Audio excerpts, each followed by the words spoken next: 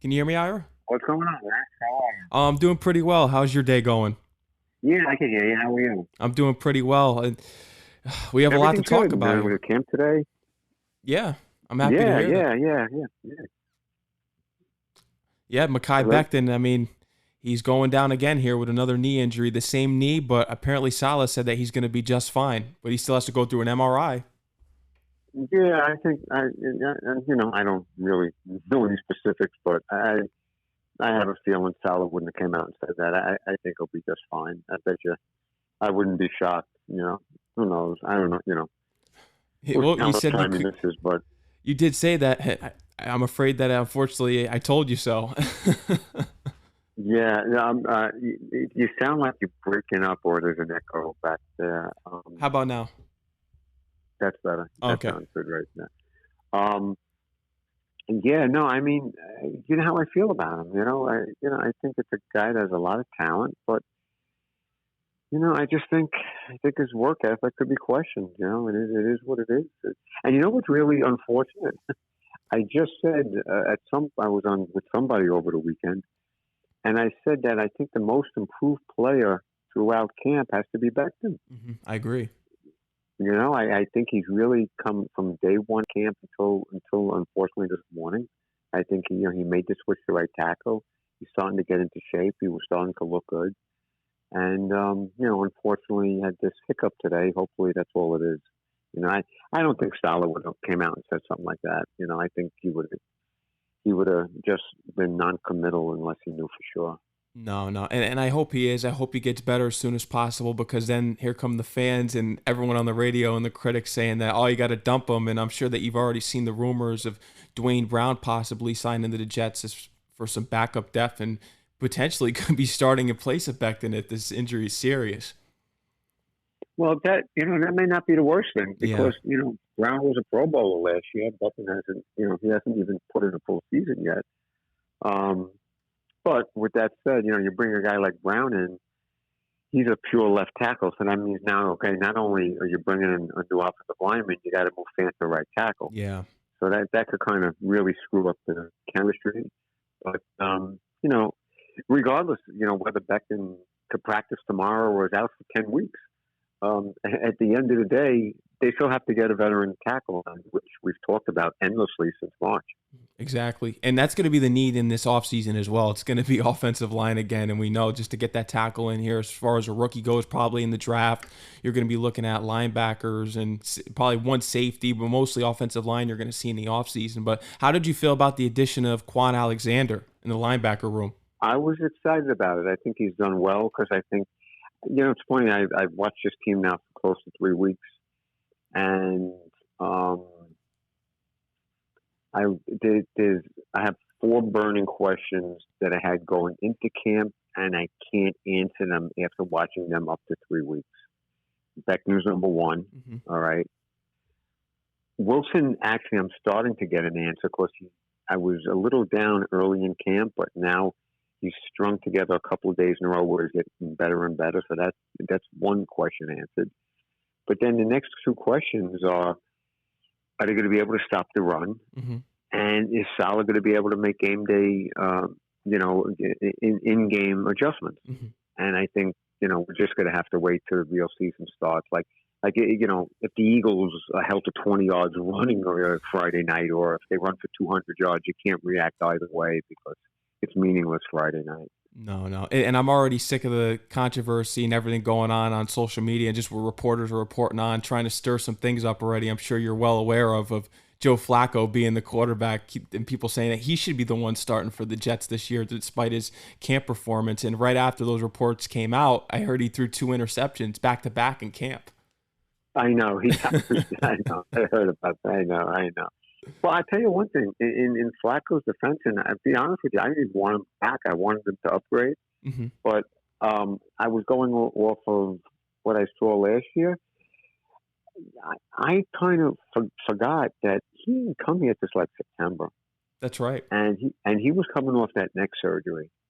And I'll be honest with you, I've been close to him a couple of times. He looks bigger than he did last year. He looks healthier. He actually is a little mobile. Maybe he was scared to run last year. Don't know. Mm-hmm. But I think he's had a really good camp. And to be quite honest, then I mean, this isn't a knock on Zach Wilson at all, because he's learning. If Flacco were the starting quarterback and he played 17 games, I think if these guys lived up to what I think they could be, I think they'd be knocking on the door of maybe getting involved in a wild card. Mm-hmm. But that doesn't prove anything because he's not the future. No. I'd rather have Wilson starting, but if Wilson has some hiccups again, you may have to pull him out of the game and get Flacco in there, similar to what happened last year with Zach Wilson's injury, because he played better once he came off the bench again. Well, let's hope that's not the case. Yeah. But I'll be honest with you, though. I think Flacco's had an outstanding camp. I've been hearing it all over social media, and you were there up and close and personal. Did you get to meet Zach Wilson yet? I did briefly last year, just like a hello, but, I really haven't. I have access to these guys, but, it's been a really hot camp, and, they have their family that come out on the field after practice. And, I'm not going to walk up to somebody if they're talking to a family member and stuff, But, when I do see guys, certain people I've spoken to, and, I've enjoyed it. It's been a really good summer. They got another week and a half or so of camp, more or less. Mm-hmm. Today they look like they were kind of starting to prep for it, like they were in game mode, getting ready for the Eagles. And you're going to love the tight ends. I mean, Conklin and Uzama, I mean, it's making dynamic duo. Well, I think that's why Zach is starting to grow. It's because he's starting to learn that he's got, you don't have to look for Garrett Wilson or Elijah Moore or Davis 50 yards down the field. You got these guys running free, 8-10 yards off the line of scrimmage. Just dump the ball to them, and they're going to make something happen. Mm-hmm. And I think we talked about this last time. Breece Hall is an absolute stud. Oh, yeah, I did hear that on all over social media, him breaking away for touchdowns. Oh, I mean, today's practice and one last week, I don't remember which one it was, where I was sitting, I was kind of like, I was in the backfield of the offense. Mm-hmm. So, like, I saw the creases and the holes open up, and his vision is unbelievable. Like, if there's a space, he finds it. I'm looking forward to seeing him on the field, especially in preseason, but the regular season, because now I wonder, how has Michael Carter been in camp? Because now Breece Hall, it looks like and sounds like he's going to be the number one back. If you want no disrespect to Carter, there's no two ways about it. He is a number one back. But I think in a perfect world, it's going to be tough, but I'll give Breece Hall 15 to 18 touches a game between running and catching, and I'll give Carter about 10. Mm-hmm. I think that's the perfect mix, but every game changes depending how the flow of the game is going. But I think that's probably about a 60-40 mix in favor of Hall. Yeah, I agree with you on that, and I'm looking forward to seeing this dynamic duo of running backs, and hopefully the line can really piece together with Mekhi Becton getting back here, and hopefully the injury isn't serious like we said before. But what are some of the things that you've noticed by being at camp and being by Zach Wilson that his mechanics have improved compared to last year? Because we remember he had got off to a rough start last year in camp, and you even said it yourself. You're like, uh-oh, and then we saw how everything progressed on from the season, and there was some things start getting off to a slow start this year. But what's something that you noticed in which he definitely made the big leap for in his mechanics? Well, I think his footwork is a lot better, which is helping him with throwing the ball from the pocket. I still think he's best at moving around. Mm-hmm. But, you got to be realistic. The system isn't for that type of quarterback. They want somebody in the pocket. So, he's just going to have to be smart because, practice is one thing. Once they start game planning against you, all of a sudden he doesn't see a linebacker like he threw a bad pick Saturday night. That's something that, that's going to continue. It's not going to go away. No. But, if he can give me, he gives me 25 touchdowns, 10 interceptions. I'm good with that type of season from this kid. Mm-hmm. Carl Lawson is back. I heard that he's been in the backfield a few times. How does it feel to see him back on the field and what he's going to contribute this year? Yeah, it looks like he hasn't missed a beat. And not good. I think his recovery is full. Looks healthy. Martin looks like he's going to contribute. Defensive line,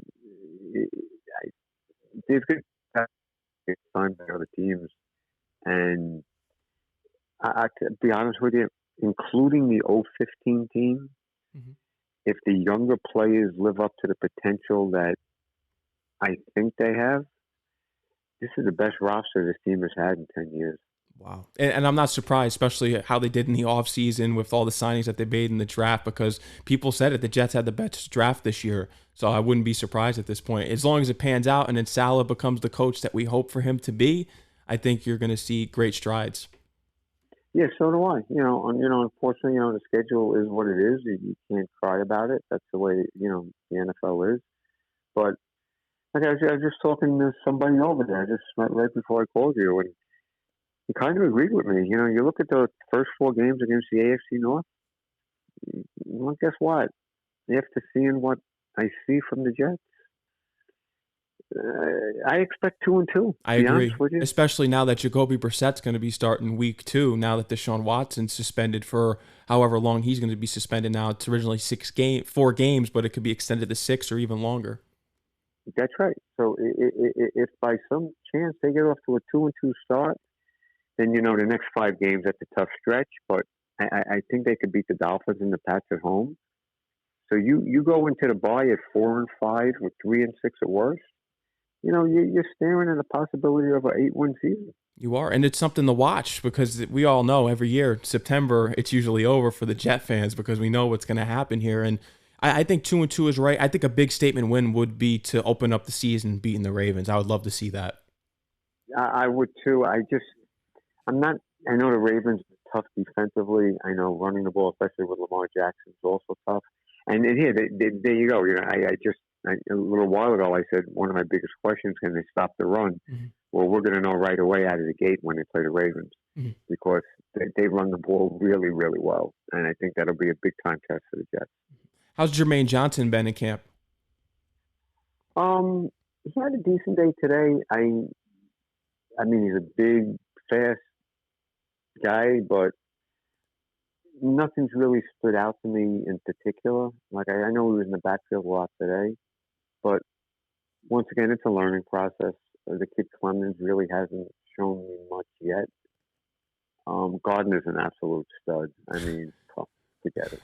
I mean, he's really, really good. And like you said, the addition of Alexander is really it's a big move. So, if Zach Wilson was a little more ahead of the curve than he is right now, I would say this team could compete for a wild card. I do. I agree, and I hope it comes because I think Zach Wilson, he has to take the leap. I hope he takes the Josh Allen leap. I think we're asking for a little too much with that if we were to really go there. I agree.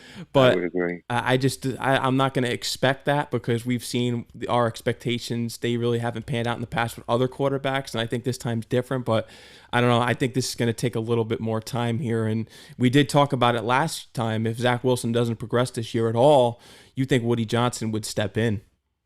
Oh, I do. 100%. I'd be shocked. But I'm just, like I said, the first 3 or 4 practices, I'm saying, oh, you got to be kidding me. This kid, he's got a way to go. But, like the last 3 practices, he's really taken big steps. And it's good to see. It really is. And a big part of it is that when nothing's open, he takes off with the ball, and hopefully he's smart enough to slide in the regular season when he does stuff like that. Garrett Wilson, I heard, has been the huge addition that we all expected right out of the draft from Ohio State. Heard he was making some great catches, and he almost had a spectacular catch, and unfortunately that one was dropped in camp. I'm not. You know what? I think I know which one you're talking about. But Saturday night, he caught one, which unfortunately was out of bounds. Ugh, But just the fact that he made it, I mean, he has great hands, he does. and he's a precise route runner. He's fast, and to be honest with you, I think he's going to be a star receiver in this league. Probably not going to happen this year, but I do think that this kid has star written all over him. Especially with Elijah Moore, too, because no one talks about Elijah Moore in the season that he had last year, and he's another one that could potentially be a star in this league. And people were even saying online that he could be our number one receiver potentially. Could be. It's a possibility. I mean, I think a year from now, we're talking Wilson is a number one, but you know what? If Wilson's number one, then guess what? Then what's his name? Then Moore is 1B, because they're both very, very talented guys. And Berrios' money. Corey Davis. Looks like Corey Davis. You know, he's a good number two. And I, to be honest with you, I just don't see Mims on this team. No. I don't see it. I heard he's been playing a little bit better than last year. I heard he's progressed, and that people said he really had a lot of work ethic this offseason to get better. But I've been reading that online a lot, that the Jets need to find a trade partner for him fast. If it was me, I wouldn't do it fast, because you could lose guys. You could blink your eyes and two guys could go down. So I would hold on to him as long as possible, unless a trade comes up that you can't turn down. But I would expect after the Giants preseason game, I wouldn't be surprised if he gets traded. They're probably not going to get a fifth-round pick. I'm sure that's what they would like to get. But if you could get a sixth, they could get bumped up to a fifth, then I'd be very content with that. I would be too, and I've been reading about that, as well as Mike White rumors of him being traded. Have you heard about any reports regarding Mike White? No, I haven't heard a word about that. And, you know what? I kind of got caught up with it too. I watch him practice a lot now this year. He's backup at best. He's not a starting quality quarterback. He's just not. You know, he had that really, really good game, against the Bengals. Unfortunately, he started to play well against the Colts. He got hurt, but at the end of the day, he's nothing more than a backup. No, and there's always that what if scenario against the Colts game, because his last play before he got injured was a touchdown in the end zone. So there's always that what if. Oh, what if he didn't get injured? Maybe we wouldn't be talking about Wilson right now. But I don't know. I just think it was a lot of hype at that time. It reminded me with Jeremy Lin with the Knicks a few years ago. I just think that we're just so eager to get a new starting quarterback in here and just to win games here and have some hope, that we just clung to that for a moment, and then that unfortunately went out the window when he got injured. I think the Jeremy Lin, that's a good comparison. I think they're going to carry all three quarterbacks. I'd be surprised if they don't. I hate to take up a roster spot with a third quarterback, but you see the way it goes in this league. Yeah, they can't put him on the practice. They put him on this practice squad, they'll lose him. Yeah. So I think they're going to have to forfeit a roster. See, that's why they can't play around with Mims. No. If they only had two quarterbacks on the roster, all right, maybe they keep him around. But I'd be really stunned if he's on the team. I would be too. I wanted to touch on this because a little while ago I did read online there was some conversations going on social media between Von Miller and Odell Beckham, and Odell asked him, "What does your locker look like next to yours?" And there could be a potential here where Odell Beckham signs to the Bills. Really? Yeah. No, it looks like they need any more receivers up there. Oh my goodness! It would be. That would be unbelievable. But the Bills. I mean, I don't see how they don't win 13 games minimum this year, right? Yeah, they're too good. They have too much firepower. Yep. Did you hear what went on with training camp today with the Bills? No, I haven't. What happened? I was just reading this article a little while ago in the Post. So they practice, I believe, at St. John's Fisher College up there. So at the end of practice, Josh Allen's running off the field, and the fans are wherever they are, he's running by them. So they're like yelling for autographs, and either he stopped and signed a couple and left, or didn't stop. So a guy threw a football at him in the box it came in. So he hit him in the chest or the head, or I don't know. He got hit with it. He turned around, and he starts like drawing with the fan, right, calling him disrespectful. And then Stephon Diggs runs off the field, and then the fans start throwing jerseys and footballs at him as he's running off. And that's why, you know what, the Bills, I love that stadium. I love the venue to watch a game. That's a rough crowd up there. That's a rough crowd up there. As much as I want to go up there in this December, and if the Jets are playing a meaningful game, God willing, I'll be up there. But unless it's an important game, if you're on the opposing team, you don't want to go up there. No. And it haunts you when you go up there, too, because you always remember that play where Fitzpatrick threw that interception right in the end zone. If they weren't, did they approve that new stadium deal up there? I lost track. I think they did. I read about it a couple weeks ago. Well, if 20 years from now, if I went up there and that old stadium was still up and I walked into that stadium, I'll still get the shakes when I see that end zone. I'll never forget that play. It was a killer, just absolute killer.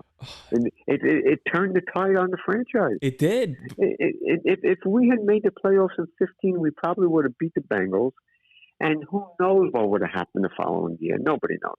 No one knows. And maybe we could have made a run that year, because when Marshall and Fitzpatrick got connected and that offense clicked, there was no stopping them. The only thing that I could think of, which was really their downfall or just their weak spot in that team, was the tight end position. I remember that they didn't have a real solid tight end at that time. That's right. That's exactly right. And it was shaky, but that was a fun year, that 15 year. It really was. They ripped off 4 or 5 in a row down the stretch, and they beat the Cowboys, they beat the Giants. They beat the Patriots. That's right. And then they go to Buffalo, and they lay an egg against. I think they had 11 guys on injured reserve. 11 starters were out that game. And Bowles really didn't have that team prepared that day either, you could tell. No. They weren't prepared. They didn't want to be there. They thought they thought they got into the playoffs by beating the Patriots. All they had to do was show up to beat the Bills. And, we all know what happened. Yeah, unfortunately. Ira, is there anything else that you want to cover here that we didn't touch on today as far as Jet Camp goes, the upcoming preseason games? I know this Friday it goes down with the Eagles. Yeah, so I was just reading. It looks like, the starters may get a series or two, and, you better make sure you get the TV on at 7:30, because by 7:45, Zach Wilson might be out of the game. Yeah, you're only going to give him like 1 or 2 snaps. Right, let him hand the ball off a couple of times, throw a swing pass, and get him out of there. And then we got the Falcon game coming up on it, a Monday night game. And then the third game will be interesting. Last year, Salah sat everybody. We'll see if he approaches it the same way. And then after that, you know what? We take a little bit of a break, take a big breath, and get ready for the Ravens on September 11th. Yeah, can you believe it that the season is already here almost? The summer flew by so quick. I know. As excited as I am for the season to start, I'm also very depressed that the summer's coming to an end, because I'm not a winter person. Neither am I. I'm certainly not looking forward, even with this heat, I am not looking forward to the summer ending. No, I prefer the heat. As bad as the heat has been this past week, I prefer that over the cold. I can't take it, just putting on all the jackets, and it wears on you when you get older. I noticed it didn't bother me as much when I was in high school and even in college, and it's gotten worse. Well, wait till you get into your 50s and 60s and you don't want to put on hats and socks and jackets and pants and sweaters and all that stuff. That's why, you know what, give me a tank top and a pair of shorts and flip-flops, I'm good to go. Exactly, or even just a Jet shirt. There you go. Yeah. That's right. Well, always have my Jet visor on. Always have it on. You gotta. Ira, anything else you want to cover here? Is that pretty much it? It's all good. Just hopefully they all stay healthy, and let's just hope they have an experienced backup tackle to back up Becton for opening day. Let's hope, and I'm sure it'll happen. They'll get it done. Ira, we'll talk again here in a few weeks, probably after some preseason games here before the opening of the season, and we'll go from there. Look forward to it. You have a great night. You too, Ira. Go Jets. You got it. Yeah.